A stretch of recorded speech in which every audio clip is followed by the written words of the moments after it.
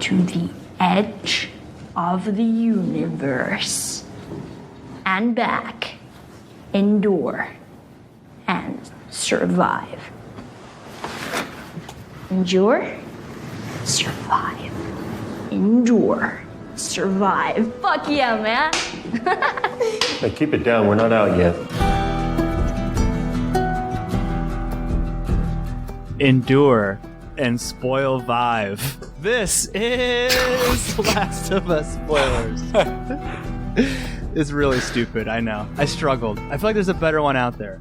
But welcome to spoilers. I got the Naughty Dog boys with me. Let them introduce themselves. Opening question tonight, and I'll go first to give you guys a second to think about it. But who is your favorite video game character of all time? This is Pappy, recording from Kalamazoo, Michigan. Gotta go with the Wild West. Been playing a lot of Red Dead Redemption 2 lately. And I love Arthur Morgan, but he's no John Marston. John Marston is my favorite video game character of all time. The voice performance, it's one of the greatest games ever made. Spoiler alert, the ending of Red Dead Redemption, he gets shot to hell, and it's like one of the most tragic things ever. And it's so hard to like play the rest of the game as his kid, but I fucking love John Marston. I think it would make a pretty good video game adaptation, but I don't know. I feel like it would have to be a little bit more longer and fleshed out than The Last of Us was. But we'll go west to east. So the Naughty Dog boys, you guys did an episode on Last of Us 2 video game, 304, Mikey. John Marston is a good get there. I think they could condense that 90-hour video game into approximately a 3-hour movie. That'd be maybe an hour and a half for me. But my favorite video game character, there's lots of ones to choose from. Mario's a good one. He's always funny, but I like Solid Snake. He's very cool. He's the main character in Metal Gear Solid. He's got a lot of awesome lines, great voice actor, cool cutscenes, great games. Solid Snake. Any of the snakes, actually. They're all pretty crazy. Stevie? Man. What about Venom Snake, Mikey? I like Venom Snake, too. It wasn't even Venom Snake. It was like, what, Punish Snake? Punished Venom Snake? Yeah, Punish Venom Snake, I think is what it was called. There's a lot of snakes, you're right. Man, if we weren't doing an episode on The Last of Us, I would say, you know, Joel Miller is a pretty great character. But, man, I think a character that I've had a shit ton of fun with the past, like, 4 or 5 years is Nordic Kratos. Man, Mikey, did you finish that game? No, but I've only played a little bit of the first one. The second that's a tearjerker, man. That's like a grown man's game. That's a sad game. Yeah, I would say definitely Nordic Kratos. I think he's way better than, you know, Spartan or, you know, Greece Kratos. I just think that Nordic Kratos is a pretty awesome character, so I'll go with him. Wasn't it God of War? That's the name of the game, right? Yeah. You're talking about? Yeah, God of War. There's a show happening for that? Am I wrong? I think it's supposed to be an Amazon show. Really? Who would play Kratos? Yeah, it's going to be a tough one to cast. You guys did an episode, though, on Last of Us 2, and you had a pretty good breakdown of the first game. Let me just start, Stevie. You said Joel is one of your favorite video game characters of all time. What'd you think about our boy, Pedro Pascal, as Joel? I think he did a really good job. What's kind of fun about, I mean, not even fun, but Joel's a pretty complicated and layered character. There's a lot to his backstory that he doesn't outright say along the way, but, you know, you kind of pick up these little bits, you know, here and there. And I think Pedro did a pretty great job of portraying, you know, a broken man with a lot of silent rage that comes out every once in a while. I feel like Pedro Pascal is the coolest guy in the world right now. I love him so much. I would see him in anything. Yeah, tough to find any other TikTok that doesn't feature Pedro Pascal right now. He's kind of taken over, but it's pretty cool. A Hispanic guy being all the rage. Mm-hmm. I was going to ask you guys, do you think it's like someone like who's a Zoomer or like who wasn't around, like fully understands just how big zombies were in like the late aughts, early teens? Zombies were everywhere. Like speaking of Red Dead Redemption, that game had one DLC and it was zombies. Oh yeah. And like Call of Duty, or not Call, yeah, was it Call of Duty that had zombies? Mm-hmm. I feel like, I don't know if it was like the Walking Dead effect, but I feel like zombies were the big thing before vampires took over. Yeah, Mikey, can you explain a little bit? I know you did on the episode 304, but what's the basic premise of The Last of Us? The game and the show, like in the universe, what's it all about? The stuff that is infecting people in The Last of Us is spores, and like they kind of take a bit of a different take on it in the show. The spores, I guess they can, I don't know, network and talk through the ground. That's not really a thing in the game. But in the game, the spores are kind of also contagious through the air. Like if you breathe it in, you could become infected. So there's a lot of pulling on gas masks, but we're not going to put a gas mask over Pedro Pascal's face.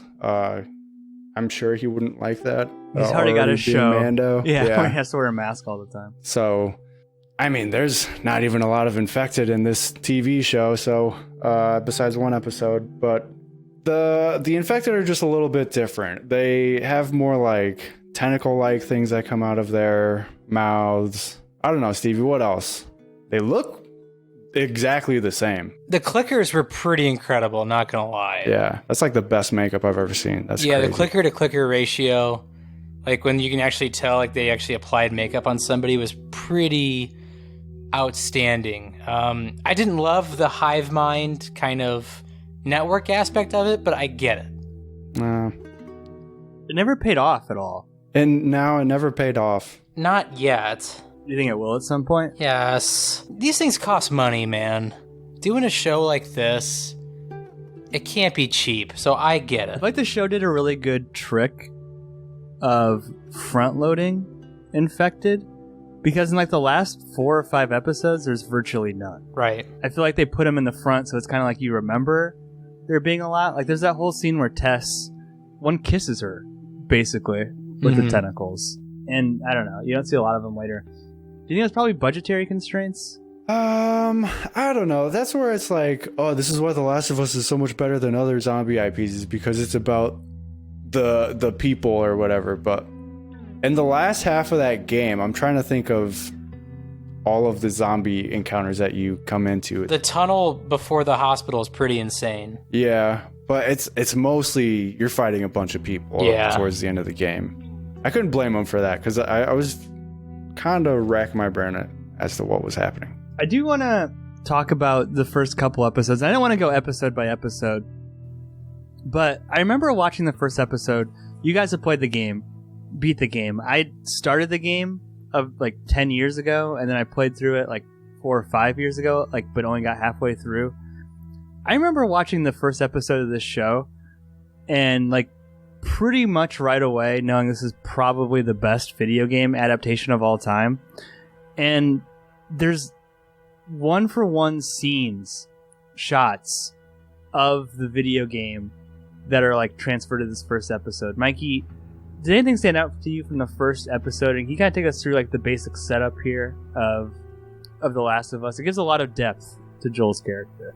In the first episode, get just like background into his life. He is a foreman or something. He works construction, him and his brother. He's got a daughter, Sarah, no wife or girlfriend in the picture. And everything seems normal, but there's like apparently some warning going around about not to eat grain.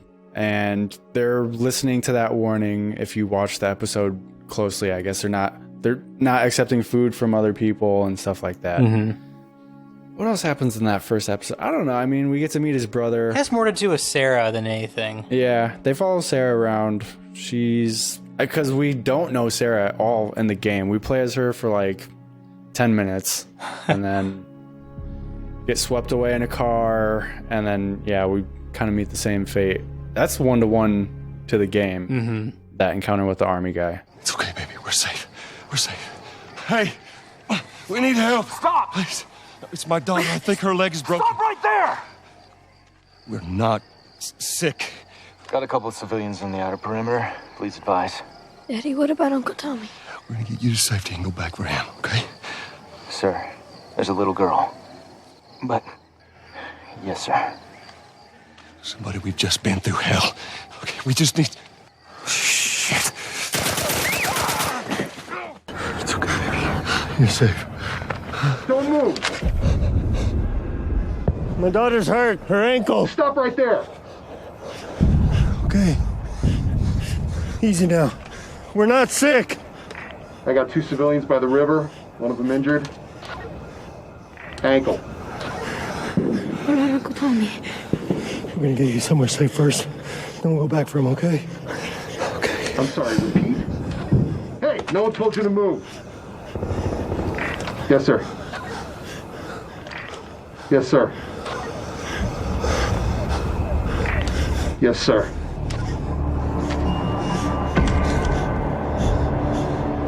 We're not sick. Sir, we are not sick!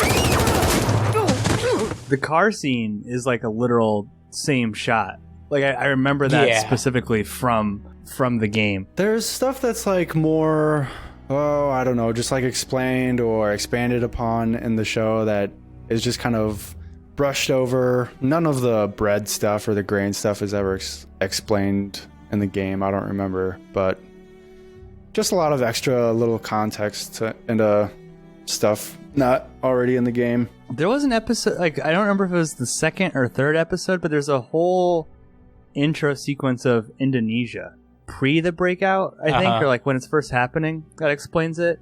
Stevie, what causes zombies? Because this is gonna sound like a little bit of a dig. Like the Last of Us concept is kind of basic in a lot of ways, and I mean that in the best way possible because I think it's like one of the best, like, I don't know, video game stories ever. But it's just like zombies bite you and you become a zombie, but it finds a way to kind of like make that interesting. So, what this show does a good job of explaining is, like, the cordyceps aren't like the bad guy. You know what I mean? The cordyceps literally are just doing their job, which is to multiply and survive. No different than humans. So, in the beginning, we kind of get that, like, 1960s, talk show, which is pretty much 2 guys talking about what happens, if the cordyceps started to multiply, how would that happen? And they brought it kind of in global warming, climate change, and if they had a reason to adjust, to being able to survive in the human body above its normal heat temperature, like it would probably look like this.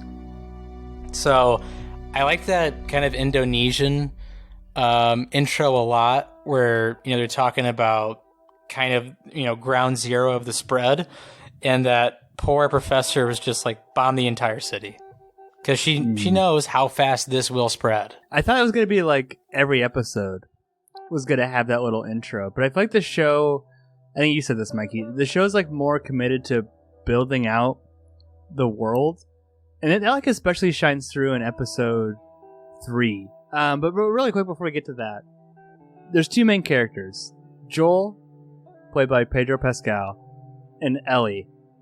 Mikey, can you talk to us about Ellie a little bit, just who she is as a character? Ellie is a bit of a stinker. She's always getting into trouble. She's always talking back and cursing a lot. She's got a knife. She wants a gun. She's pretty dangerous. She's immune. We don't find out how she's immune until like the very last episode here. And that's something we don't know at all in the game, is how she's immune. There's lots of new context for Ellie in the show compared to the game. I feel like there's some pushback when Bella Ramsey, is that her name right, was first cast. She was Lady Mormont in Game of Thrones. Very much kind of like keeping it in the HBO universe here, having the Viper from Game of Thrones and Bella Mormont. What did you think, Stevie, of Ellie's performance?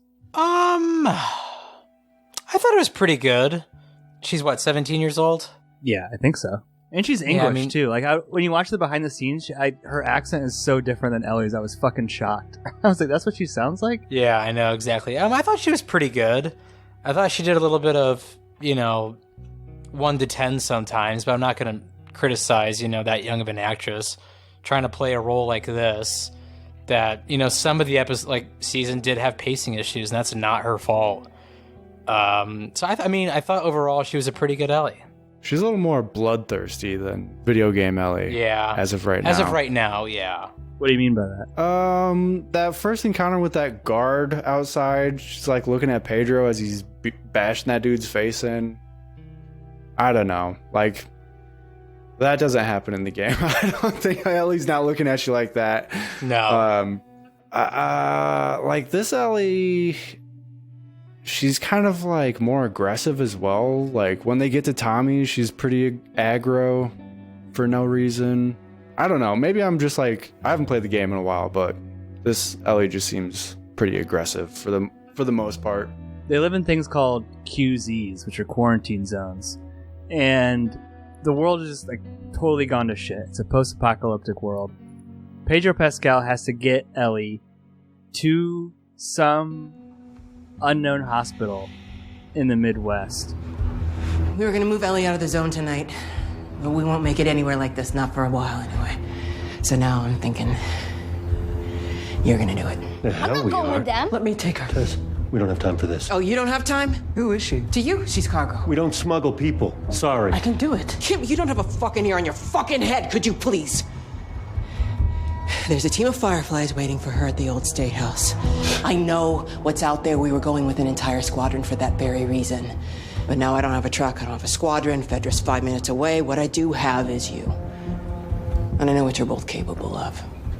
For better or worse. What are they capable of? Are the Fireflies good guys? How am I supposed to feel about the Fireflies? Because the whole point, there's different factions, right? And it's a bigger part of the game. I think especially the second game. How do you guys feel about the Fireflies in general? Like when you guys, I edited the episode that you guys did. And when I was listening to it, I kind of more took that they're the bad. Like, I don't know. Like ultimately they're bad guys, but I feel like the show makes the whole decision a little bit more gray. Some could say the Fireflies did nothing wrong. Watching this show, I think it feels like they're the bad guys because, like, you look at like the technology available. It's like there's no way they're gonna make a fucking cure out of this. If they slice this girl's head open, they're just shooting in the dark. So I feel like it'd just be a waste. But they want you to make you feel like, because that's what the second season is gonna be about. They hung on one dude's blown open skull for one whole 30 seconds or whatever to make a point that that's going to come back in the second season or whatever. But yeah, I never really thought that they were the good guys because they kind of put Ellie under like without her consent or like they don't tell her what's going on, right? They're just about to hack her open. So I feel like they're bad. They're desperate because they don't want to live in this world anymore. But what also happened with the Fireflies too is factionalism. The Fireflies had factions beyond factions. So I'm sure there were some good Fireflies. There's also a lot of bad. And the whole story is like you said, Mikey. They're trying to get Ellie to this place that they think is going to be okay, and ends up like they want to kill her when they get there. It's kind of very similar to The Mandalorian in a lot of ways because Pedro Pascal, plays the Mandalorian, but he's the sort of guardian of Ellie, and his whole arc is trying to get over the death of his daughter Sarah, and he starts to sort of surrogate daughter Ellie into that role. And so at first they have a very like confrontational relationship, and then slowly grow closer and closer together.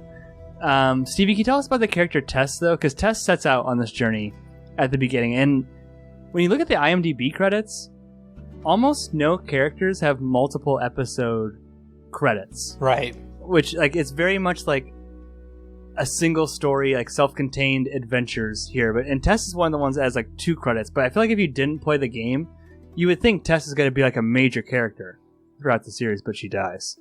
Yeah, Tess is a pretty interesting character. Her and Joel have I don't even know how to describe their relationship. Here's the way I look at it. Tess loves Joel, but never asks Joel to love her in return, if that makes sense. Ride or dies. Yeah, Tess is also very, by any means necessary. She will get stuff done. And I think that, Joel has been in this hell for the past 20 years. And I think she was one of those people that really kind of helped him through it for the most part. Their life sucks at the beginning. Yeah. Like Pedro Pascal's getting like blackout drunk. You know what I mean? There's a whole scene where he's just like pounding shots and taking pills and falling asleep. I really like this show. I don't want to come across as negative, but I did think that the whole scene with Tess, when she's trying to like light the lighter to blow up all the infected that are around her, a couple times this show gets a little bit like too like saved at the last minute by something, right? Where the lighter's like not going off, and then all of a sudden it does, like right as the zombie's about to like throat fuck her with the tentacles. It's just weird. Like I don't know. And it happens later too in Kansas City, but they set out from the East Coast QZ. They gotta head out to Colorado. Those are the first 2 episodes. Episode 3 is where I feel like the show like really started to gain a lot of traction. And if you look at the ratings, like after episode 3, the ratings just go like fucking through the roof. And I feel like that's when it became like a real pop culture moment. I have some mixed feelings now, like thinking about when we see the whole season about episode 3. But Mikey, can you tell us who the Ballad of Bill and Frank, of a self-contained episode here? Yeah, this is very different from the game. Bill and Frank is a whole one-off episode where we learn about Bill and how he's been surviving in this apocalypse, and he's a prepper. He's got lots of guns, lots of ammo, lots of supplies. He knows the layout of the town that he's staying in. He's got a setup everywhere he goes for. Yeah, he's got like a whole perimeter fence around this whole town and everything. He's good to go. And what's the guy's name? Nick Offerman? Bill? No, not Bill, the other character. Frank? Frank shows up one day and falls into one of Bill's traps and kind of pleads for his life and to stay and eat and get some food and rest. And Bill reluctantly agrees, and he ends up staying a lot longer than anticipated, and they end up falling in love with each other, and they go through this whole saga, and we pass, I don't know, how many years do you think? 15, 20 years or something? At least 20. At least 20. In their lives. Yeah, and Frank ends up becoming sick with, like, MS or something, and wants to commit suicide via ODing on some pills and red wine or something, and Bill doesn't tell him that he also ODs with him with pills and red wine, and they go and die together. It's a very sad episode, but oh boy, is it so much different than the game. It's not even close to the same. What happens in the game? Because like Frank, they like fight and Frank kills himself or something, right?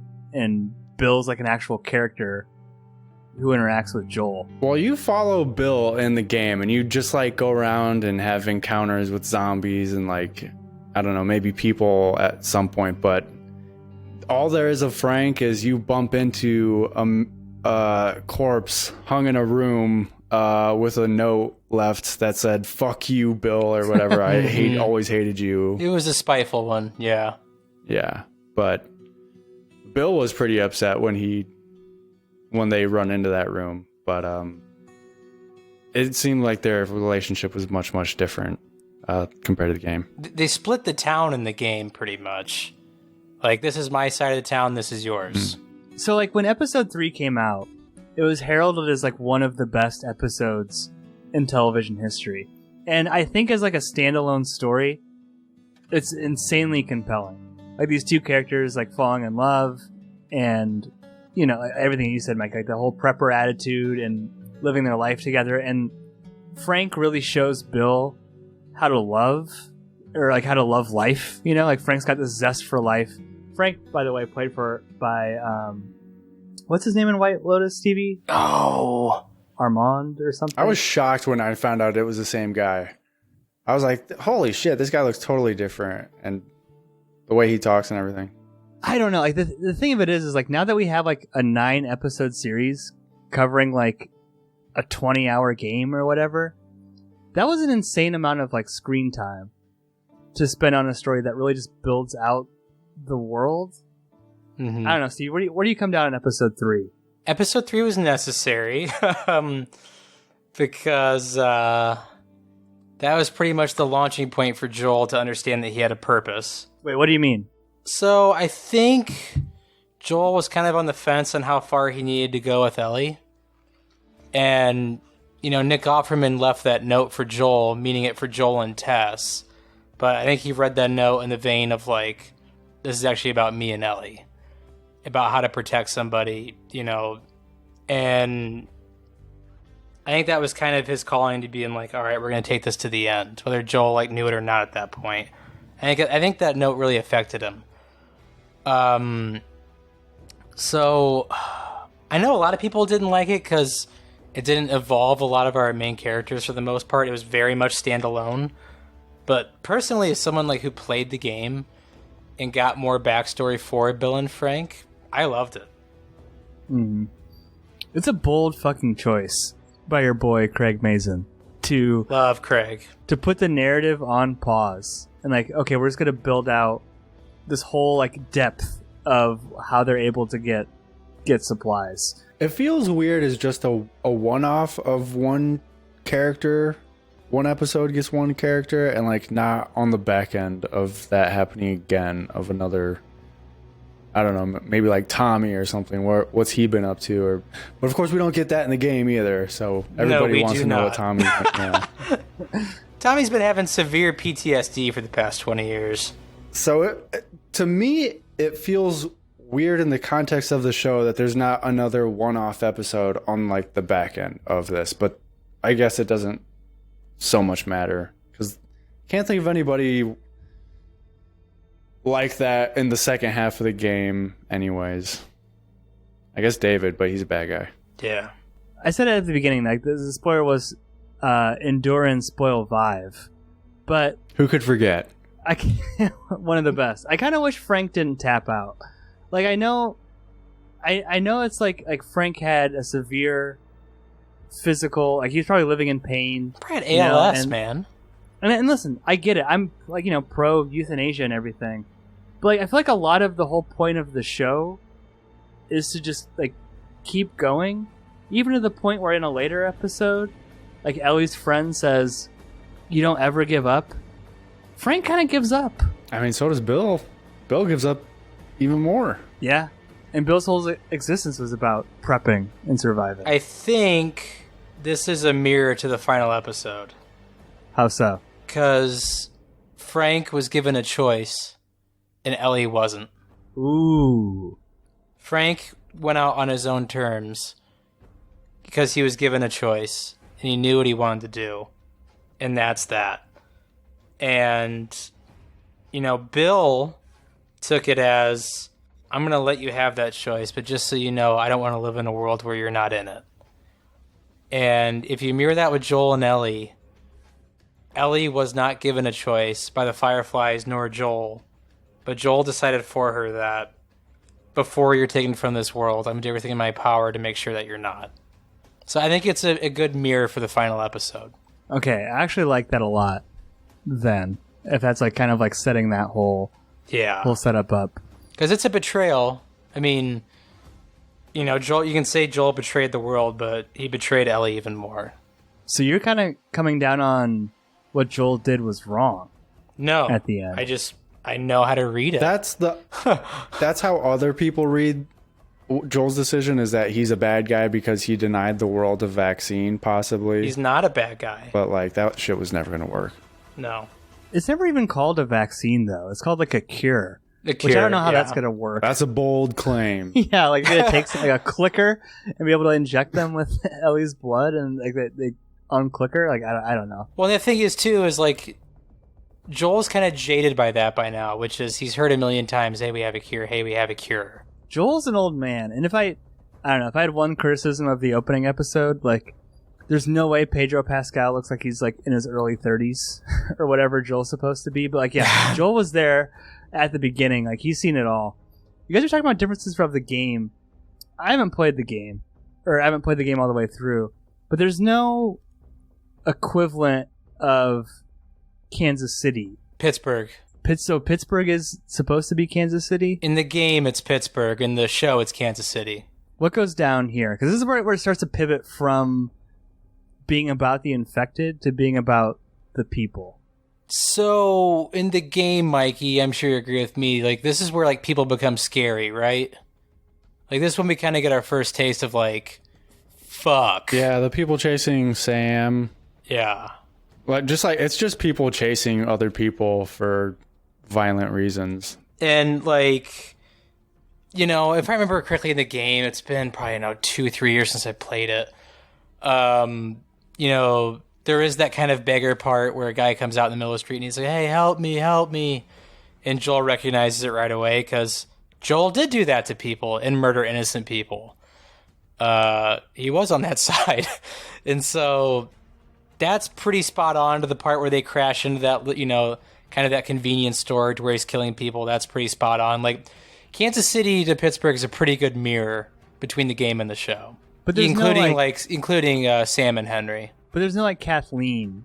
No, that's brand new. No. This is where it gets tricky for me. I don't know if I need all this for the show. Yeah. I feel like it bogs down the show a little bit it takes up 2 episodes, 2-3 episodes. It just takes a little too long for me. Out of every character that deserved 2 episodes, Kathleen was not one of them. No. Mm-hmm. Not at all. No, there's other characters you could have gone deep in on.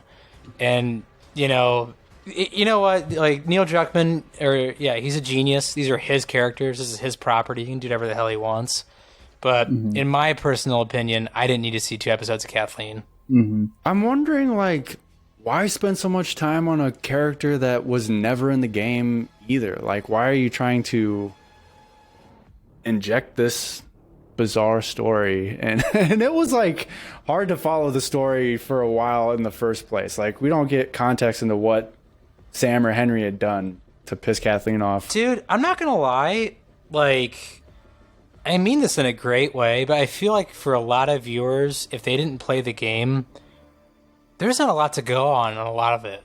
Does that make sense to you guys? I'm wondering if they were lost. Yeah, there's a lot of filler that, like, if you didn't play the game, you don't know what the hell's going on. It's so funny that you say that, because I felt like having only played, like, the first little bit of the game, like, I didn't even get to Pittsburgh, but it just feels like everything's happening so fast, and it's kind of half in and half out of establishing these people, right? Like, like, if this is going to be like a 7-8 season show, like season 1 would have ended somewhere in Kansas City. Yeah, you know what I mean? Like, like, really flushed out Kathleen as, like, a villain. I think we do get a little bit of, like, why she hates what's her name? Sam and Henry. Henry. We get a little bit of that because I think Henry, like, sold out her dad or something like that, her brother. But yeah, it's like you think Kathleen's gonna be this, like, villain, and then again it's like, I don't know, it ends up coming down to a coincidence of the ground falling in and a bunch of infected coming out. So Kathleen, I understand, like, it sees a game 2 when they break off into game 2. Kathleen is going to make perfect sense over time. Just in the context of the first season, not a whole lot. But if you come back to Kathleen when this whole series is said and done, she'll make perfect sense. Yeah. You gotta admit, Mikey, that makes sense. The theme of, like, violence begets violence or whatever. Yeah, and it's a giant circle, which is what we're getting towards when Jerry got shot in the head in the hospital. That the whole series comes down to breaking that circle. So Kathleen makes sense in a way, and also does a lot of filler for Henry and Sam, you know, in the game versus the show, because I like to look at it as companions. Rarely do I say, you know, the game is the game, and the, you know, or I will say the game is the game, is the show, and the show. Rarely will I ever say this is great filler between them, and you know, this is canon for this is canon for that. The show does a great job of saying, like, you know, we don't get a great explanation of the game, but here's Henry and Sam and what they were doing before we get to them. Like, you know what I mean? So it makes sense. Or like you can see where like they made cuts in the game because like it's just gonna take the budget way over. They can't program that in this amount of time or whatever. Yeah. I'm sure they were on a deadline as well, trying to make The Last of Us the first time around. Oh, Craig Mazin, I mean, he was a showrunner for this, and he talked about it. Like, what hell it is to be like, we can't afford that, let's do something else, and just having to scramble. It is really cool that they are, like, companion pieces. I've never seen anything like that before. It's really cool. Mikey, it's kind of stunning, though. Like, they are companion pieces. Like, we know what was going on, like, when we weren't with these characters now. It's pretty brilliant. I got this feeling when I was watching the first episode, and it must be the way that, like, people who read the Star Wars novels before the, like, new sequels felt about Star Wars. But, like I said, when I was seeing, like, the shot-for-shot stuff, I kind of had this, like, moment where I was like, oh, shit, they're gonna do this all the fucking time now. You know what I mean? Like, now that it's been done, and done successfully, like, there's just, like, this whole world of possibilities of we create a game cinematically with the show in mind. You know, it used to be the other way around, right? Like with the Lord of the Rings games, when the Lord of the Rings movies came out. Now it's going to be like, it can go either way. Buddy, as someone who's watched the Halo series, you're going to keep trying and they're going to keep failing. That was like the worst fucking show I've ever seen. It was so bad. Was it really? Oh, it's not like the game at all. Master Chief is talking all the goddamn time. Wait, Master Chief is talking? All the time. He never shuts up. Why? He doesn't talk. He has his helmet off all the time. He doesn't have his helmet off. He doesn't talk. There's no point in that. This guy does. Ugh. But it's like you have to, I don't know, with things like Red Dead Redemption, and I really don't know if that would make a good show or not. It wouldn't. Red Dead would make an awesome show. But when people played this game, and I'm talking about like 10 years ago when people played this game, the way people described it was it's like playing a movie. And like I said, you guys are the Naughty Dog boys. Yeah, Uncharted's that way too. It's kind of like a different style of game, right? Like we're like even with Red Dead, right? Like you can customize your own honor system. You can play it as a bad John Marston or Arthur Morgan, or you can play as a good John Marston or Arthur Morgan. This is very like I don't know. Maybe you guys can talk through this a little bit, but it's like Naughty Dog is a very cinematic game experience, right? With like the Uncharted's and Last of Us's. Okay, so what I like about Naughty Dog games is there's none of that hocus pocus, multiple ending, you know, missed a clue, so you get this ending now kind of bullshit. Like Quantum Theory, like I love your games to death. Believe me, Detroit Become Human is one of my favorite games of all time. But like what Naughty Dog does that's brilliant is, especially with like Last of Us or Uncharted, is you can play the action a million different ways and you're going to get the same result each time. Which means like I can go stealth the entire time in Last of Us. I can hoard, you know, supplies. I can kill when I want to. I can sneak around people all I want, or I can go guns a-blazing and try to go that way.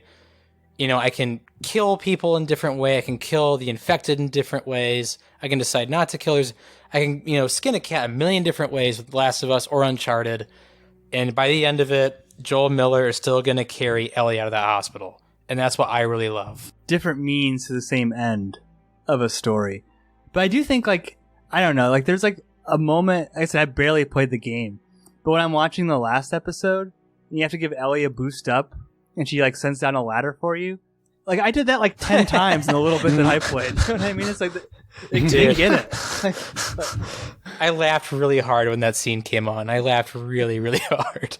I have a question for you guys. So, the Kansas City, like I said, it resolves with the infected coming out of the ground. They get out of there. I think there's like a significant flash forward, like a few months flash forward, which again, like I really wish we could have had like even just a filler episode of them going into some area of infected and kind of having to like even sneak around or do something there. Should have been at the college, man. Yeah, the college is supposed to be... I was expecting so much more from that episode. Dude, I was expecting some fun stuff in the college. Some fun stuff. What goes down in the game? It's just like a whole encounter level where like you're dodging raiders and probably some zombies, and then like you have to fire up a generator when like that's another thing is like in the game you have to be super quiet. Mm-hmm. Like in this show you could just bang around, nothing happened, but like in the game you have to fire up a generator around tons of infected and you gotta fly. Like it's fun. In that first episode where like they're in that one room with 3 clickers, that is what the game is. That is like 1-to-1. That's like, yeah, that was really fun to watch. I wish there was a lot more of that in the show, but just being quiet in general, like sneaky scenes like that, even with humans, that would have been really, really cool to see. Mm-hmm. It would have been cool to see like Joel and Ellie growing as a team, right? You know what I mean? Like maybe at first Ellie's not as like adept with dealing with the clickers, but by the end, like she can like throw something to distract the clickers and Joel shoots them. You know what I mean? Like it doesn't really like level Ellie up or use her bow and arrow. But like you guys said, that they're moving out west. They do get to a college. The question that I had though, Tommy is Joel's brother, and the whole reason Joel set out on this mission was to find Tommy. He doesn't give a shit about Ellie at the beginning. He only wants to find his brother. Dude, why couldn't... Like, Tommy couldn't send any message? Tommy didn't want to. I feel like Tommy's girlfriend does not like Joel. No. Mikey, I'm sure, like, we went over this in the video game series, too. Like, Tommy, like, probably still does have some severe PTSD because of Joel. The stuff that Joel made Tommy do, like, to survive, they were just murdering innocent folks left and right. But they're alive. Yep. It's almost like Tommy didn't want to be found. That's Joel's excuse. Yeah. I mean, Tommy is like, he served in war too, right? So he's got all kind of PTSD, and Joel says he's always been a joiner. Like we mentioned, they are trying to get to this college, and Joel gets stabbed there. But then the show in episode 8 does another flashback, which I guess is from the DLC. Did you guys play the DLC? Mm-hmm. Left Behind, yeah. I feel like I'm coming across very negative on the show. I love this show. I love this universe that they've built. I love these story arcs. But like, it did feel like a pretty big detour in a 9-episode season to have a whole flashback of Ellie and her friend, her kind of first girlfriend.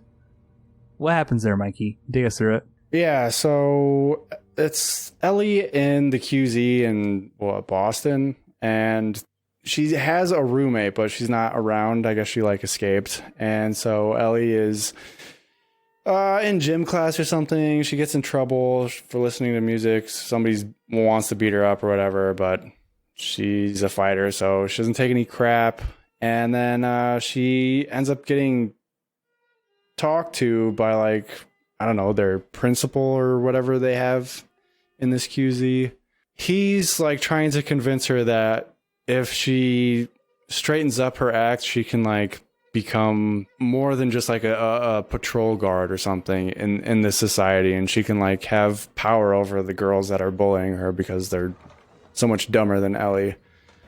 Bethany started it. Well, Bethany's in the infirmary with 15 stitches. Good. Okay. Just put me in the fucking hole. I put you in the hole 3 times. It doesn't work. So I'm gonna try something new. What? I'm gonna tell you the truth. You're smart, Ellie. You're so smart, you're stupid. Can't see where this is going? Let me help you out. 2 paths ahead of you. First path. You keep acting like a grunt so you get the life of a grunt. Up at dawn, walk the streets, walk the wall. You eat shit food, you do shit jobs, you take shit orders from your patrol leader, who'll probably be Bethany. And that'll be your life from now until you catch a bullet from a firefly or fall drunk off a roof or get your hair caught in a moving tank tread. There's the other path. You swallow this pride of yours. You follow the rules, you become an officer. You get your own room, you get a nice bed. We eat well, we don't go on patrol. We're cool in the summer, we're warm in the winter, and best of all, when you're an officer, you get to tell the Bethanys of the world exactly where to shove it. Why do you even care? I care because no matter what anyone out there says or thinks, we're the only thing holding this all together. If we go down, the people in this zone will starve or murder each other. That much I know.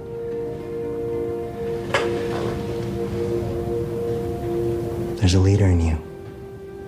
And one day it could be your turn. She doesn't like the QZ, so she tries to escape once her friend comes back and like asks her to bust out and check out the mall or whatever with her. So they go to the mall, and Ellie's had a crush on this girl for like as long as they've been roommates and friends. So she's down to do whatever with her, and her friend just shows her through the mall, and they do whatever they can in this post-apocalyptic world where like they somehow have electricity. It's somehow connected to a grid or whatever, and they say it's cleared out because I don't know, QZ is, I don't know. I don't know all the excuses of why they think they're safe in this area, but they're very not safe and end up getting attacked by a couple zombies. And her roommate gets bit. Ellie also gets bit, and they make a pact to just go crazy together, I guess is what her friend says. But of course that doesn't happen because Ellie is immune, and so we don't see anything, but it's implied. I mean, I guess in the game it's implied that Ellie ends up shooting her. There's so many little details in this show. Like, I think early in the series, Ellie is like aware of Mortal Kombat, and then it comes to show like how she knows about Mortal Kombat, right? Because she played in the arcade in that mall that you're talking about. The production design of this mall, fucking fantastic, by the way. So many awesome, like, I don't know, just like the lights. They probably didn't have to do much to it. It's probably what an actual mall just looks like right now. That was Concord Mall. Yeah, it's Concord Mall right now. Yeah, basically. Stevie, though, like, does the game, and I don't mean to make it all about the game, but like what I really like about the show is that it does kind of show all these different angles of everyone's acting on what they think is like the best interest for humanity and society as a whole, right? And it would be very easy to say that like Fedra's fascist and Fedra's evil, and maybe to some extent that they are. But when you see Ellie kind of training in Fedra, there's a lot of like points to be made. You know what I mean? Like, I forget who the commander guy was of Fedra, but he's like, listen, we're the only people holding this shit together. There's no fucking like society without Fedra. Right. We're keeping the only quarantine zones intact. Like, I don't know. What do you think about sort of like the multiple angles of it like that? Like, is Fedra fascist in your eyes? Are they the bad guys? They can be. Just like any, construct or, pillar of power, there's always going to be abuse, right? Mm-hmm. Like in a perfect society, Fedra and like the quarantine zones would work hand in hand. But with comes power, comes abuse. And when you get abuse like that, you're going to get pushback. And sometimes it's a violent pushback to where an entire QZ, has a downfall and there's no more Fedra. And sometimes Fedra's holding on really well, just like in Boston. So it's kind of give or taking, right? There are points to be made. Mm-hmm. We don't get a lot of that in the game where it's like, mainly it's, Fedra's trying to kill us left and right. I mean, for Christ's sakes, it's not zombies that are chasing Tess and Ellie and Joel to like the Capitol building. It's Fedra. So, yeah, it kind of goes both ways. I mean, it's even like explicit at one point, right? Because what's her name? What's her friend's name? Riley, I think. Mm-hmm. Riley, yep. Like at one point, Riley's like, Fedra's fascist, and then Ellie's like, well, and like starving out the people, and Ellie's like, well, people wouldn't be starving if the Fireflies didn't blow up the food supplies. You know what I mean? So it's kind of like, yeah, everyone has their own means to an end, which I think is best for society. But it's all like from your perspective and the perspective of the people who are in those positions trying to do their best. One person, though, who I feel like it's almost impossible to sympathize with is David. Can you tell us about Stevie? Can you tell us about David a little bit? Oh, yeah. Thanks, Mikey. That is, he is an SVU character just waiting to happen. I've always had a violent heart.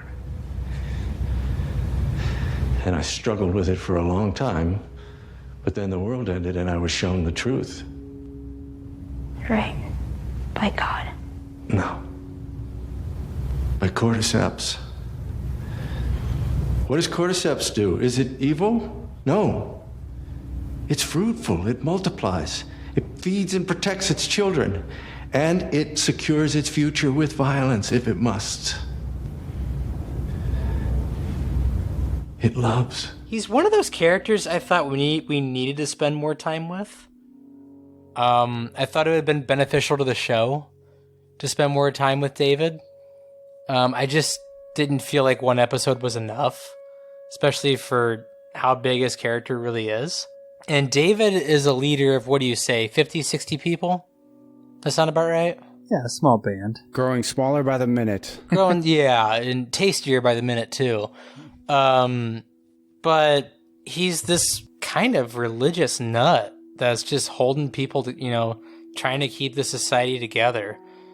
And, one day when him and his friend James, who is the voice of actual Joel in the video games, are out hunting, they come across Ellie. And as we bounce back and forth between, him being with the town and him interacting with Ellie, we kind of start to learn of his true nature, which is pretty sadistic. He's not letting anything go to waste, though, Stevie. He's very economical with the meat in the society. He's very resourceful. Very resourceful. Yeah. Like I said, it's like everyone, you can kind of see where they're coming from. Dave is just a fucking evil dude.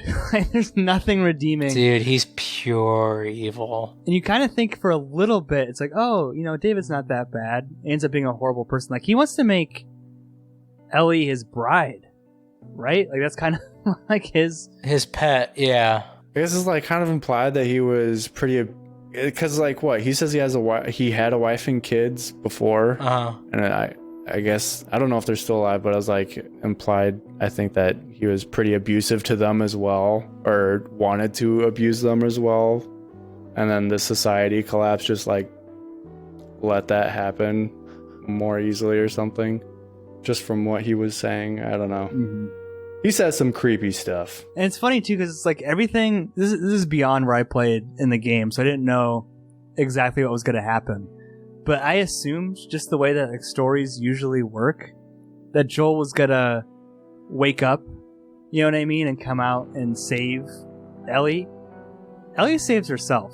She fucks David up. And maybe that's what you were talking about a little bit, Mikey. And James. And James, yeah. Like, Ellie goes off on him with a meat cleaver, and it's probably at this point where she kind of has her breaking point. And this is like where their arcs kind of culminate, right? Joel's calling her baby girl now, holding her. Ellie is just fucked beyond belief after what she had to do. That's a pivotal moment in the game too. It's really what do you say, Mikey? Like 1-to-1 in that episode? Yeah. It ends. I mean, it doesn't last very long in this show. Because Ellie saves herself in the game too. Yeah, it would have been cool if there was more action to that scene. Because like the whole fight between David and Ellie is pretty great. Like the place is burning down around you, but I feel like this is over pretty quickly. Yeah. Mm-hmm. But like, kind of the implied like attempted rape is pretty like 1-to-1 as well. Same with like, I mean, cage. In the game, Joel, pulls Ellie off David when his head is pretty much gone from a machete. In this one, he comes upon Ellie as she's exiting, so it's pretty close. And like I said, this is where Bella Ramsey, Ellie, this is kind of her breaking point. And in the finale, you've seen a total flip in these characters, right? Where, as before, like, Joel didn't really care about Ellie at all. He just treated her like a package, basically, that he had to deliver. Now he fucking loves Ellie. Stevie, can you take us through what happens here in the last episode a little bit? And like, there's some 1-to-1, I think, with the giraffes, right? Like, that's from the game. That's directly from, yeah. Joel is kind of has this hopeful outlook on the future. And he's talking about stuff we're gonna do once this is over, you know what I mean? I'm gonna, grab a guitar maybe. I'll teach you how to play it. And that's a huge part in the second game. It's an unfortunate nod to it, but also just, he's feeling kind of hopeful and, the roles have flipped where he's being chatty now and, Ellie is, really quiet and really reserved and almost just scared of the idea of, what happens if either me or Joel lose each other. It's this, total reversal flip. And also that beautiful moment where she's interacting with those giraffe to feed it, and Joel just shoots her that look of just, like, I'm proud of you. I'm happy for you that, I'm seeing you smile. It's a really pretty moment. And in Joel's mind, and I don't know if the game does it the same way, but Ellie has completely replaced Sarah for Joel. You know what I mean? Like, not replaced, but she's truly become a surrogate daughter for him, right? Like, he's trying to play Boggle with her. He's trying to, like you said, he's got to teach her guitar and all this stuff. Like, the characters couldn't be more different than they were at the beginning of the show, where Joel is trying to get, her to tell her jokes out of the book, which she did at the beginning. They do find the Fireflies, as they were trying to find. Mikey, the dramatic conclusion. What goes down here? Yeah, so they're looking for this hospital, and they get taken down by, it would be the Fireflies. They get flashbanged or whatever, and Joel's knocked out, Ellie's knocked out. They get dragged to this hospital, and Ellie is immediately prepped for surgery, and it is explained to Joel by Marlene. I guess she had traveled across the country. She said she lost a lot of people along the way, and she says she owes Joel for getting her across the country, because it's like an impossible task. Like, she didn't expect them to even make it. So she's prepped and ready to go to surgery, and Joel wants to see her one last time, and he gets hit, knocked out, and is ordered to just leave because, again, Marlene's not being explicitly clear with what they're going to do to Ellie, but she's making it clear enough that Ellie's not going to survive the procedure, looking for a cure.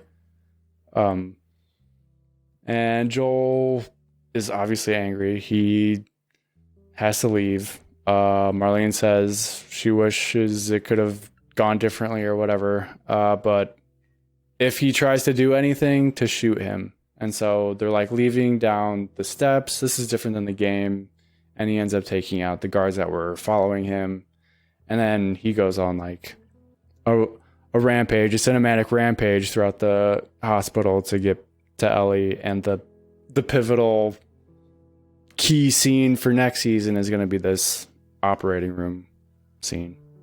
See, we've heard a lot about Joel throughout the course of the series, and how he's this violent guy and how he's capable of all these terrible things. Basically, Joel takes out an entire hospital full of fireflies, presumably the Firefly, one of their strongholds. Stevie, did the way the action unfolded in the series live up to, I guess, the final level of the game? I mean, it was pretty close. As I said, you can play that hospital level a million different ways. You can save up on all your ammunition, go guns a-blazing, and get through it pretty easily, or you could do what I did and have nothing and take 4 hours to stab 40 people. Just you can do it a bunch of different ways, but I kind of liked the ending quite a bit, where they kind of muted the violence and just, played a score over it. I didn't mind that at all. The only thing I wish they had shown, which, I hate to keep going back to the game, but the game is really pretty visually, was kind of, that red, Mike, talking about that red light flashing over surgery that, Abby sees all the time. Mm-hmm. I wish that light would have been flashing really badly. I thought it would have been, it had to be, I don't know. Yeah, it's kind of it's pivotal, iconic. Man. Yeah, you have to show that red light flashing over surgery. And also, there's budgetary stuff to this. In the game, the job really isn't done when, you get to Ellie. Joel still has to, battle his way out while carrying Ellie as well. The one for one I did like was the Marlene conversation in the parking garage. That was pure 1-to-1. Very similar. Mm-hmm. You can't save her. Even if you get her out of here, then what? How long before she's torn to pieces by a pack of clickers? That is, if she hasn't been raped and murdered first. It ain't for you to decide.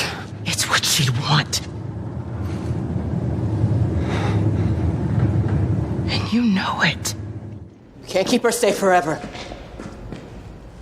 No matter how hard you try, no matter how many people you kill, she's gonna grow up, Joel. And then you'll die, or she'll leave.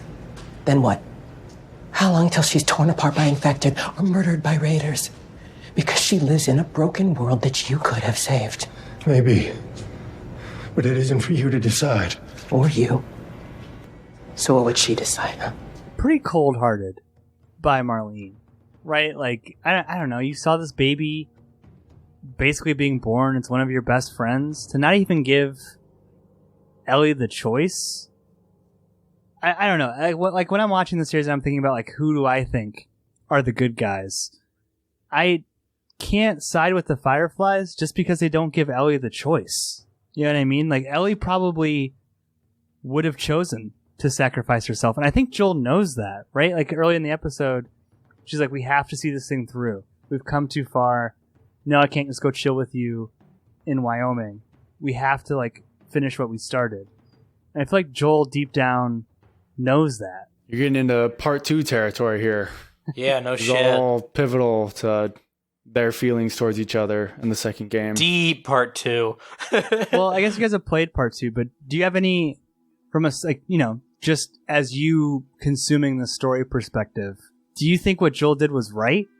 Yeah, because just on the fact that there's no way they're going to make a vaccine. To me, there's no way. So I felt like he was just saving a life because they're just going to hack up a girl and they're going to get nothing out of it.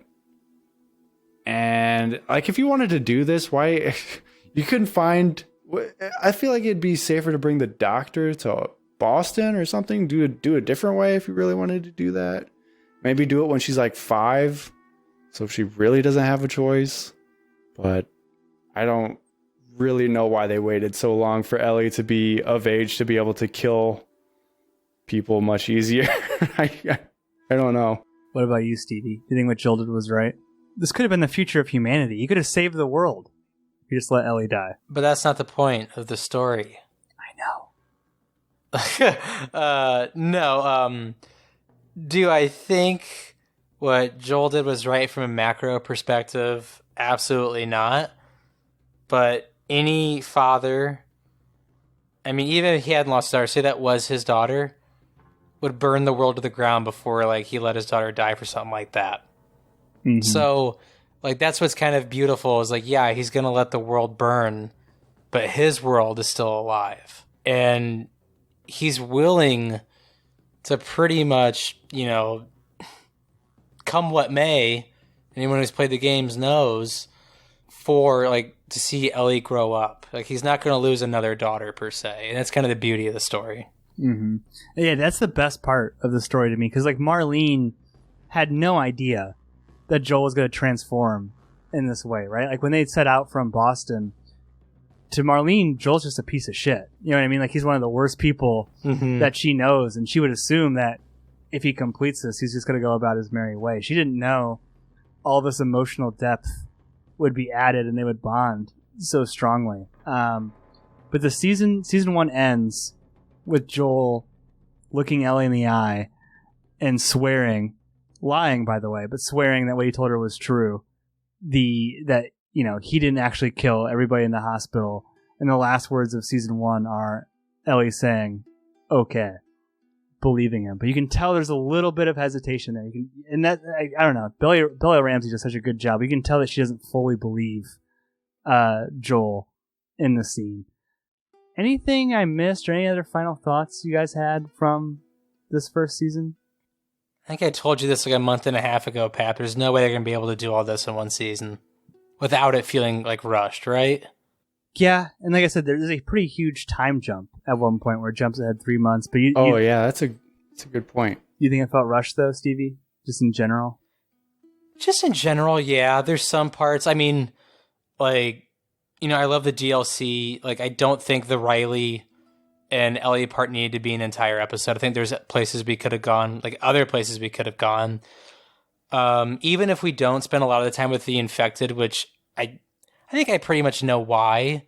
In this first season, I think we could have spent it with more how do I put this? I think David could have got a little more focus on. I also think there could have been more time spent at the hospital, like by far. So just little things like that, but that's nitpicky stuff. Otherwise, like, it was great. The actor who played Sam, he got a little bit viral because he's actually a deaf person, and love that casting. He's amazing in the role, and he got to like hang out with like some hockey team that he really likes, and I thought that was super cool. But yeah, apparently you guys have played the second game. I don't want to spoil it for people who haven't listened to episode 304. Turn it off now if you don't want to know. Or play the same game. Apparently it's going to be broken into multiple seasons. So do you guys think that's going to be enough? Like, do you have any predictions, I guess, for where it goes from here based on the game? On the format of part 2, it makes sense, and it will flow a lot better than just trying to cram it all into one season. You'd have to have 3-hour episodes. Yeah. It would be impossible. It'd have to be like a 20-episode season if you're going to cram all into one. I think I know where the next season goes, though. What you got? Mikey, let me know if this sounds true to you. You know, throughout the game, we got a lot of flashbacks, like between Joel and Ellie. And turn this off now if you don't want to know. Okay, anyway, now we got like, a lot of flashbacks. And, you know, like especially her like running away to Salt Lake again. And her finding everything out and stuff like that. And her being like despondent towards Joel and Jackson. I think the second to last episode of the next season will be Abby, you know, signing a contract with Titleist in front of Joel. And then the last episode of the following season will be her prepping to go to Seattle. That's what I think that's the best way to handle that. Because you can't handle like the game, because people literally might stop watching. But I think the best way to handle that would be second to last episode, you know, 6 iron, and then final episode, go to Seattle.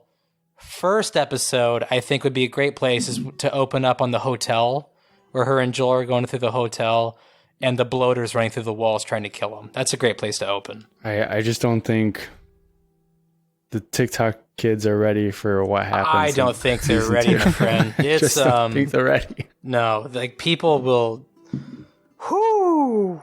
You guys are very contrarian because most people. I wouldn't say most people, but the internet in general hated the second game. You're such a fucking minority, dude. You guys like some of the other two I heard who liked it. Everyone who's a Last of Us fan loves the second game. I've heard Neil Druckmann say that, like, fuck the haters. It's not going to diverge too much. Like, we're not going to make seismic changes from the game, which I love that. Like, honestly, if they diverted that, like, one huge part away from, like, the next season of the show, I'd probably stop watching the show. It would be weird. Yeah, I would probably stop watching the show if they didn't do what they need to do. And it's such a minority, I think, that we're like, mad about that. Anyone who's like played the games and who loves the series like as much as me and Mikey do, Game 2 is a masterpiece. What I'm wondering is like, even part 2 is a considerable time jump. Like Ellie is like 10 years older. Like, are they going to stick with Bella Ramsey or are they going to get someone else? Dude, that's my thing. I was going to bring that up too. You can age up Pedro Pascal, but Bella Ramsey is still going to look pretty small. Yeah, because, I mean, Ellie is, early 20s in the second one? I mean, it's pretty considerably different, to say the least. They've also said, or at least announced recently, that there will be more infected in the subsequent seasons. And you have to kind of wonder, too, did HBO... I know they love Craig Mazin. He's done amazing work with them with Chernobyl. But you had to think in the back of their minds, every other video game adaptation that's ever been made has been dog shit. Basically. You know what I mean? Like, this is so far and above, like, everything other video game adaptations have ever been. They may have had, like, 1 foot out, 1 foot in. Also, you have to remember the merger and their CEO at the time they were making the show. Oh, that's a good point. Like, David Zaslav was cutting things left and right. Mm-hmm. Like, I'm sure he didn't give this, the grand old college try as far as budgets. Oh, yeah, that's a good point. Like, he was literally cutting and frying everything he could at HBO Warner. But this feels like the flagship show for HBO right now, right? Like with Succession winding down, maybe White Lotus, but this is like the flagship drama, almost heir to like Game of Thrones show that they have, right? I mean, you have House of the Dragon and this, basically, which, by the way, what a year for HBO that they've had despite all the chaos at WB. Mm-hmm. Any other final thoughts, though? I mean, I just gotta say that after watching the game, after playing the game and watching this show, I'm still impressed. And like you said, Pap, this is definitely the best piece of video game. What would you get? Transmedia or whatever that you want to, whatever you want to call it. Just not the game. It's probably the best piece of TV or whatever to come from a game.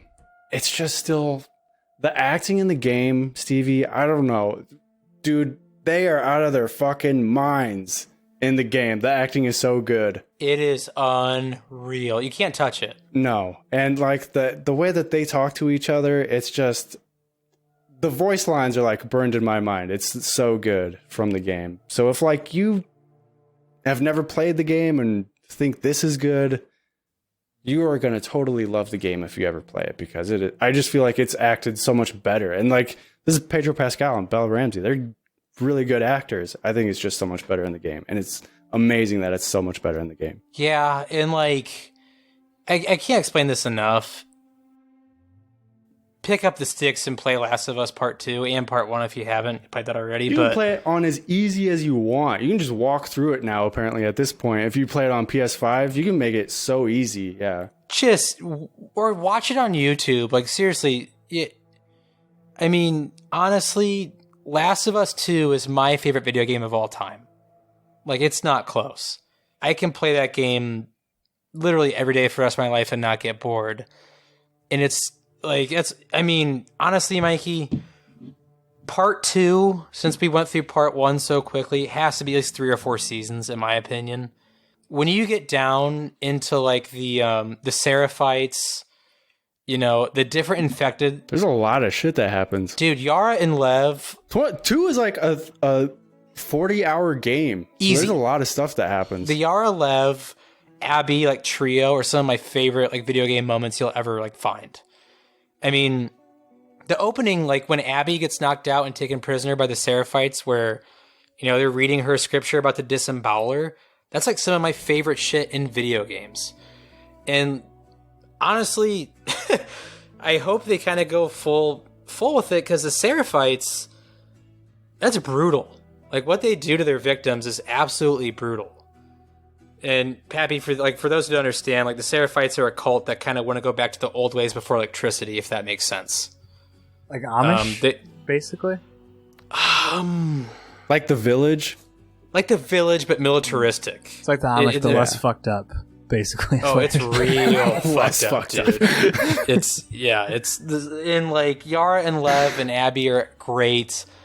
I think how you're gonna combine, it's gonna be fun, because I think they can do it where, you know, Abby has her own episodes, then you're gonna have Jesse, Dina, and Ellie have their own episodes in Seattle, then you're gonna get Abby, Yara, and Lev have their own episodes, and then hopefully by the 3rd season of Part 2, it's just fucking chaos, and we end the last 2 episodes with the Rattlers, and that's fine. But yeah, it's man, I'm just excited as a show going forward. I think this is the best video game adaptation we've had in a long time. Not that this is like without its faults. I thought they could have slowed it down a little bit instead of the jumping, but I get it. There's budgetary constraints. I perfectly understand that. And I'm really, really excited for, you know, Part 2 to get released in 2 to 3 years. I mean, you do get the sense, right, when you're watching it, that, and even like people talked about it at the time, like maybe Uncharted had this before, but I do think this is like a game-changing, media-changing event that we just experienced. And that, like I said, I really think that like more games will be focused on like how they can be adapted into a movie, and the way that we consume media. Not like fundamentally change. Like there's still gonna be movies, there's still gonna be TV shows, but to like actually be able to play the show and the movie that you watch, I mean, all like hats off. Truly, like Craig Mazin. Like I don't know. Like I said, I only played a little bit of the game, but just even like some of the little details of like at the beginning, where like having to conserve resources and things. Like I don't know. I feel like it's just brilliant. We can get into yes or no's. Then I'll go first. Very hard yes for me. Like Stevie just said, not without its flaws, but I don't think that's the fault of the showrunners or the actors. Just budgetary constraints. Craig Mazin made the conscious choice to kind of combine the first 2 episodes into one 80, 90 minute, whatever it is, runtime episode. And I think it really worked and it hooked a lot of people. 9 episodes for a video game isn't a lot, but my God, like the character arcs that like these characters have are really emotional. Like there's one moment in the finale where I literally teared up a little bit. It's like when Joel is talking about how he like tried to kill himself, and Ellie says, "Time heals all wounds," and he looks at Ellie and he's like, "It wasn't time." Holy shit! Like, you know what I mean? Like implying that it was her. Like, dude, I literally welled up at that moment because it's like he loves her so much. Dude, he says some stuff in the second game. Oh, dude, it brings it like I Tear-jerkers. cried in the second game, like hard. Yeah, I think people in 50 years will look back at like what The Last of Us did.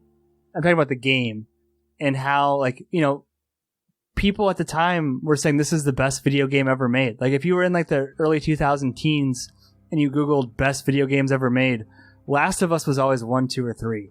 And like that comes down to the storytelling of it. And I think this is just a really, really interesting way to consume media. As a show, I think like it stands on its own really, really well.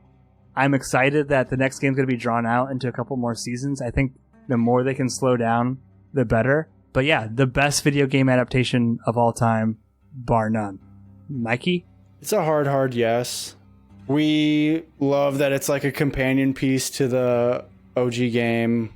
You get more context in some of the little nuances that are never really explained in the game or have been like sort of mysteries to the fan base for a real long time and characters. So that's nice.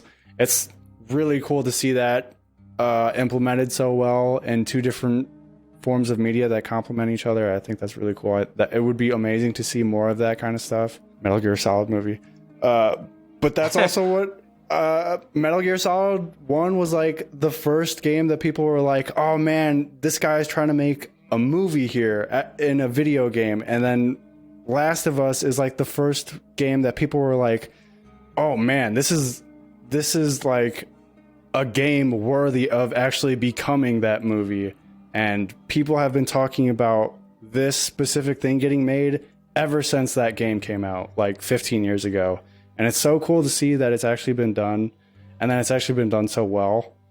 And we get to see it with Pedro Pascal, who's like the fucking coolest guy. I'd love to see a Hispanic guy just totally fucking dominating everything right now.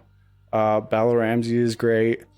But man, if you like this so much, you gotta play the game, because the game is just, even David is such a fucking creep in the game. Dude, he's a horror 10 villain. times better. He's incredible in the game, voiced by Nolan North. I wish he was in this show as a cameo as well.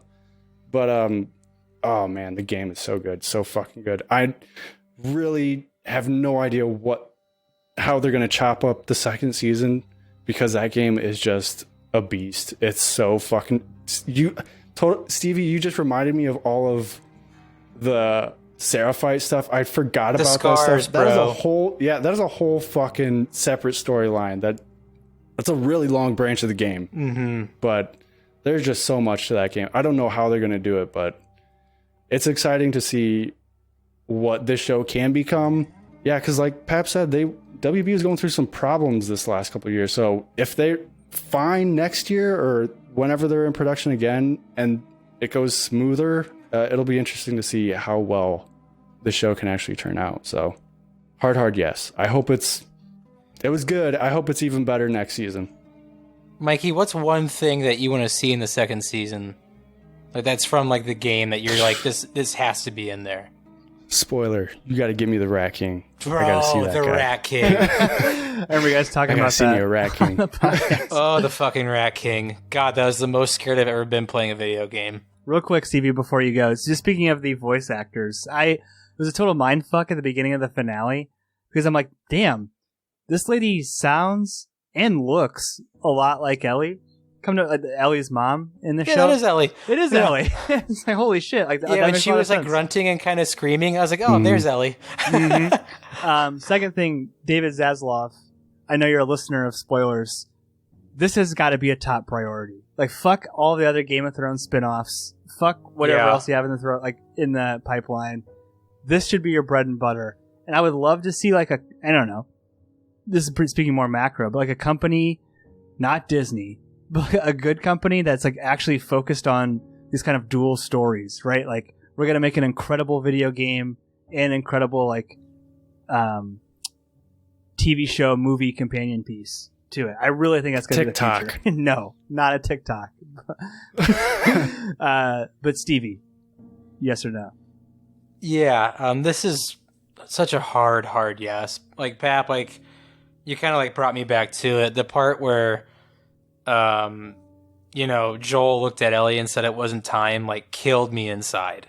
Like, straight, like, teary-eyed at that point. This is just a brilliantly acted show, and Mikey, I'm right there with you. The game is somehow even, like, 10 times better, and I don't even know how it makes sense. But that, you know what I mean? That's not even an understatement. It's not. It's such a credit to, the people at Naughty Dog and all the voice actors. Like, God, is it so good. And the one thing I'm so happy that Craig Mazin did, because Craig Mazin has played The Last of Us Part 1 and The Last of Us Part 2 inside and out. Like, he is a gamer. He understands what these games mean to people, and being a writer. And I think he got his first directing in this show and the showrunner for this show. I mean, he cares a lot about this property, and to see him bring it to life is just so cool. I thought he did a fantastic job with it. Same with Neil Druckmann. Like, hats off to those guys, because what they're doing, like, it's one thing to adapt the show, but to make it a companion piece to something that's already beloved is, that's some 4D chess right there. So, good on those guys. Like, talk about not losing your fan base one iota. Like, anyone who's a fan of these games was picking up on stuff like, hey, like, this is that. Like, it's very neat. It's kind of amazing that, like, the fan base hasn't eviscerated it either. Like, oh no, they seem to love it. Like, I feel like we're the most negative opinions on the show, but only because we like the game so much. Only because we just love the property so much, yeah. And, Game 2, like, if you thought the It Wasn't Time thing is a tearjerker, just wait till Joel and Ellie talk on the back of a deck in the middle of winter. It'll break your heart in freaking half. Hardest of yeses. Pedro Pascal, Bella Ramsey, absolutely killed it. Neil Druckmann, Craig Mazin. God, this is like a dream come true, because like these are my two favorite video games in the history of video games. So hardest of yeses. It really was, because Stevie, you've been telling me about Craig Mazin for years, like the Script Notes podcast. Dude, I'm telling you, like, I worship at the altar of Craig Mazin. That dude knows what the fuck he's doing when it comes to story. Mm-hmm. If you need a podcast to listen to in between spoilers or releases, check out Script Notes. It's a great podcast. Yep, John August and Craig Mazin, those guys crush it. We may have come across a little bit nitpicky, but it was three yeses for this. Do go and play the video game. I'll play the video game 1 and 2 before the next season comes out. I promise that. But I know Mikey hates trivia, but I want to give you guys a little bit of Naughty Dog based video game trivia. Super simple, closest to. And by the way, if you're not a gamer per se, or like you don't even own any way to play a game, you can just go on YouTube, and there's a couple YouTube videos called like Last of Us the movie, and it just has all of the cutscenes of The Last of Us. So if you want to like take that in, you can do that there. But I was doing a little bit of Googling around. According to speedrun.com, let me make sure it's speedrun, not speedrunner yet. Speedrun.com. What is the combined glitchless, speedrun record of Last of Us Part 1 and Last of Us Part 2? How long, and keep in mind, these are like the best speedruns of all time, not using glitches. Stevie, I'll let you go first. How long would it take the fastest players in the world to play Last of Us Part 1 and Last of Us Part 2? Does that include cutscenes? I think so, yeah. Or I don't know if you can skip them or not. But. I don't know if it's like Metal Gear, Metal Gear style. Unskippable cutscenes. The unskippable 2-hour cutscenes. 15 minutes long. Yeah, man. I want to say combined, you can probably get through the first one in 2 to 3 hours. I'll say combined 8:30. Mikey? 15 hours. Okay. You guys were saying that the second one is a meteor game. I feel like this just speaks to it. The fastest time anyone's ever played The Last of Us was 2 hours, 44 minutes, and 56 seconds. The fastest time anyone's played The Last of Us 2 is 4 hours, 17 minutes, 2 seconds. So nearly twice as long, but equaling 7 hours, 1 minute. Damn. A little bit less than you guys thought. But Stevie, why don't you take us out here? I don't know if you have a hot take or anything else you want to say about video games or what you think would make a good video game adaptation, but the floor is yours. Kick us a spoiler, man.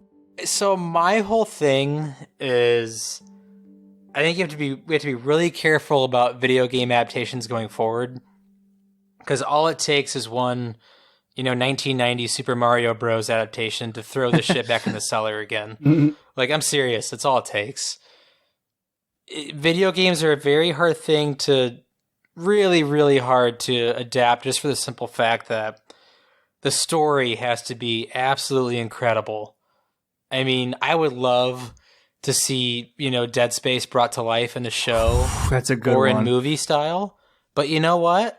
Event Horizon is pretty much Dead Space. And there's not a lot of meat on those bones when it comes to story. There's just not. If you want to call it visually awesome, great. But there's just not a lot of great story to it. I mean, look at Halo, one of the greatest selling video games of all time. And like Mikey said, the TV adaptation was absolute garbage, right, Mikey? There's not even a lot of story to Halo, and they fucked that up. No, yeah, exactly. All you do is fight aliens, and they fucked that up. How do you fuck up fighting aliens? Exactly. So, people bring up Red Dead a lot. Whew, you got to really trim that back. I mean, that's John Marston's special right there. You could maybe get away with a season of John Marston. Maybe 2. The speedrun record for Red Dead Redemption 2 is 14 hours. Jesus Christ. Insane. Yeah. So I just hope that the, trend of Last of Us doesn't kickstart something bad, because I really don't want to see a shitty version of Kratos on Amazon. I just don't. Like, I'd rather just hold that a little closer to the vest. So, yeah, as I said, for every amazing adaptation, we're due for a stinker. So hopefully people can kind of be smart about this and take their time with it. Mario is looking amazing, though. It does look really good. Mario looks really fun. Like, Sonic wasn't bad either. No, Sonic is actually pretty solid. I like both Sonics. That was pretty solid, but it's getting better. Yeah, But yeah, you're right. One stinker could send this ship awry. Dude, it could send it right back to where it was, which is a place where no one wants to be. You guys have anything else to add? Previous best adaptation, that Castlevania show. If you guys haven't seen that, that's a pretty good one. Castlevania was really good.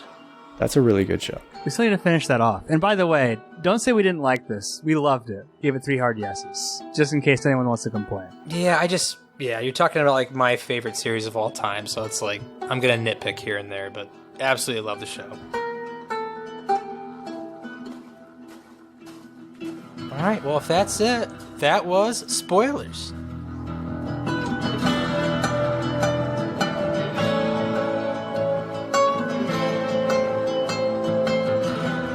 Special thank you to our patrons, Matt Troll, Brother Brian. Do you want to go somewhere, or you just want to kind of stand here and do nothing? Druid King. Oh, cool. You're just going to stand there? Nick. Doesn't matter how much you push the envelope, it'll still be stationary. The Meg. Doesn't matter how much you push the envelope, it'll still be stationary. Nurse Stacy. 3.14% of sailors are pirates. The Wolf.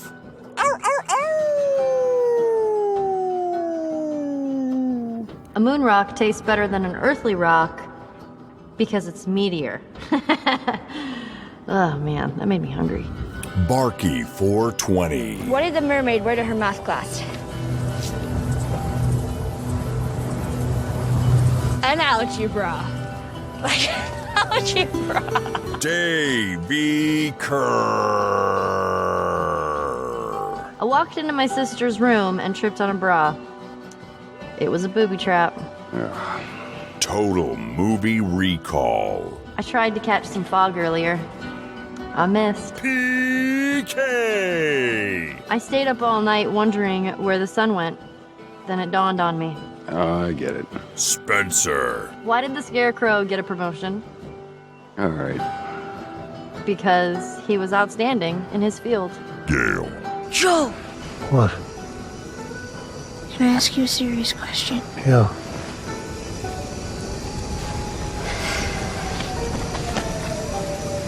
Why did the Scarecrow get an award? Because he was outstanding in his field? You dick! Did you read this? No. I'll go to sleep. If you'd like to request an episode, hear your name read by Spoiler Man, or even just help us make podcasts, please check us out on patreon.com/spoilerspodcast. Our email is podcastspoilers@gmail.com. Twitter is @spoilers_pod. Our Instagram is podcast spoilers. It's lit. Josh Hensley from the Rutabaga wrote our theme song. Please support this podcast by leaving us an iTunes review. To do this, 1. Search for movie spoilers. 2. Click on our orange Spoilers Bowl logo and scroll all the way to the bottom. 3. Leave us some stars and some words. Now you can check us out on Spotify, YouTube, Stitcher, Apple, and Google Podcasts. Spoilers is now available on Audible.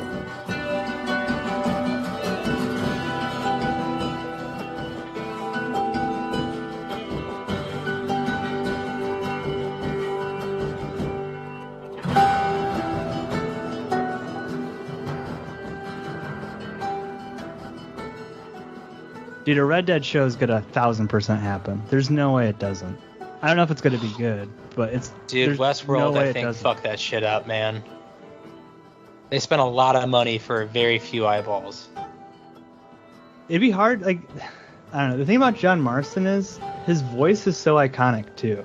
Well, like... That's the thing about Kratos. It's like, you can't find a man that big with that voice and paint him in all white and expect him to not look goofy. Yeah, I mean, a very specific thing. I love the new voice of Kratos. I think he is so good. Like the new like the PS4, PS5 voice of Kratos, unreal. I mean, Pedro Pascal is fucking amazing, and he's not exactly A-list, but like the worst thing they could do would be like, I haven't played a lot of God of War, but it'd be like Jason Momoa as Kratos. You know what I mean? Like just getting someone for... He'd be a shit Kratos, dude. Just David Bautista could do it, but he like David Bautista could do it because he's a good actor. The bad version is like The Rock as Kratos. You know what I mean? God. That's what I feel like it would be. I don't feel like people could see past anything other than trying to get The Rock as Kratos. I think the best Kratos we could get is a no-name, like the actual voice, because the actual guy who does the voice is huge. Like he's jacked and huge. He would be a great Kratos. That's the thing, is I feel like you don't need to stunt cast an A-list person because you have a built-in audience already. You know what I mean? Like, the people love the video game. They're gonna watch it. Just make a good show. That's all you gotta do. I should ask this: who do you guys think plays Abby? I saw someone float Florence Pugh or whatever around. Yeah, I was like, she's tiny. Tall enough, she's man. tiny. She's like 5'2". Well, and she's way older than Bella Ramsey, so then you have to... Well, I guess who's older in the game? Abby by far. Oh, okay. Well, I guess that could work. See, that's what I'm saying. It's like, are we gonna have Bella Ramsey again? Dude, they said that she's so. They said that she's like not gonna go anywhere for season 2, but it's like, all right, but season 3 and season 4, like, let's get moving here. Yeah. Like, what's going on? Like, I guess they don't got to go to part 2 right away. Maybe they won't do that. I don't know. I think they said late 2024, early 2025. That is so long from now. Holy shit. It's a good thing though, Pap. That means they're actually gonna work on it. Like, if they said it was coming like this spring, I'd be really worried. I mean, like Mazin, said last night, they haven't even started like officially like typing it yet. Yeah, I'm about to listen to hella script notes.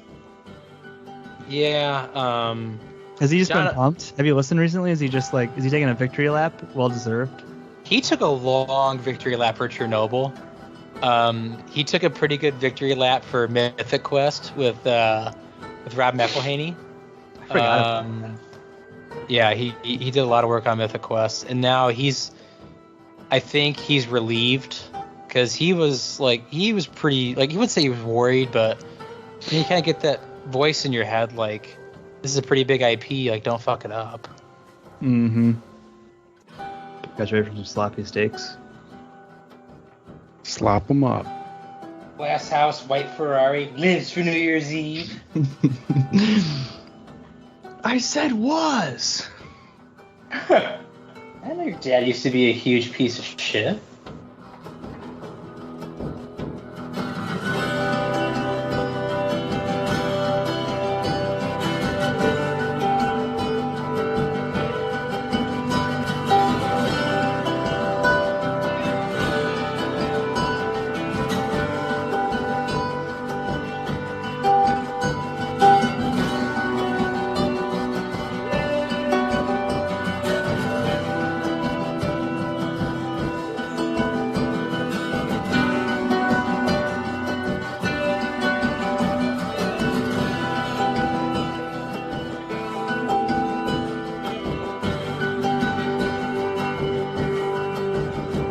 That was Spoilers.